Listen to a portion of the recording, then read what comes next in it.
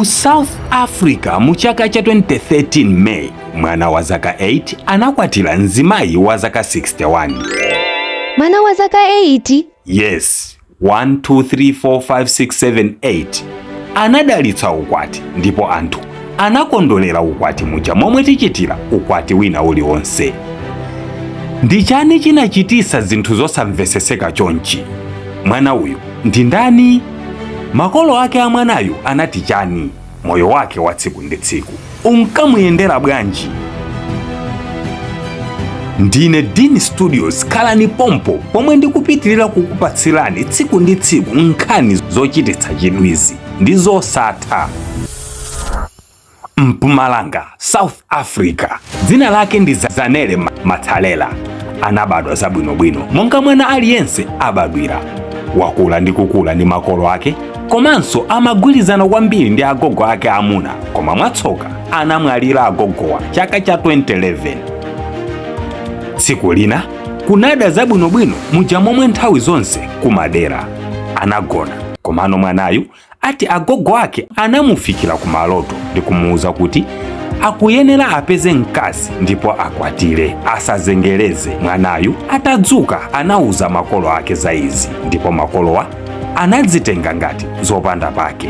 Tsiku losatira malotowa anabwerezedwa ndi kuwuzidwa kuti asazengereze apo pamuzipo pachitika zosachitika. Ndipo atadzuka ndi kuwuza makolo akewo, makolo anawuza mwanayo kuti zomwe agogo ake akumuwuzazo nzoona ndipo zikuyenera kuchitikadi. Choncho anawuza mwanayo kuti asankhe mkazi wa kukhosi kwake, ndipo makolowo ali okonzeka kupanga madongosolo onse okhuza ukwati. Koma mwanayo m'malo mosankha ana a saizi yake anasankha amayi a zaka 61 ponena kuti ndiye omwe amamusangalasa akawaona, komanso pofuna kulemekeza khumbo la agogo ake okufawo amayenera asankhe munthu wa saizi yawo ya agogo akewo. Makolo a mwanayo anakafunsira banja kwa mayiwo, ndipo mayiwo anavomereza pamodzi ndi amuna awo ndi ana amayionso okwana 5. Ukwati unachitika. Amuna amayiwo analipompo, anawo analiponso, akuchimuna analipo. Odalisa ukwati anadalisa. Honeymoon inachitika. After apapa mwanayo amapitilizabe moyo wake monga mmene unalili pachiyambi, kupita ku sukulu ndi zina. Koma chaka chotsatiracho anabwerezesanso kupanga ukwatiwo kachiwiri. Akazi a Zanele ati anali okondwa ndi izi, ndipo anapereka ufulu kwa mwanayu kuti akadzakula adzathanso kukhala ndi chisankho china ngati angazafune ndi kukwatiranso yemwe angadzamukonde kuchokera mu saizi yake.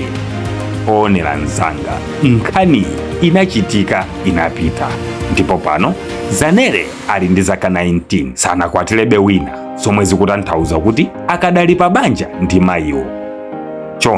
Chonde musandifunse za kuchipinda. Uyu tikukamba apayu ndi mwana tisamulaule paja Malawi. Share Zanele.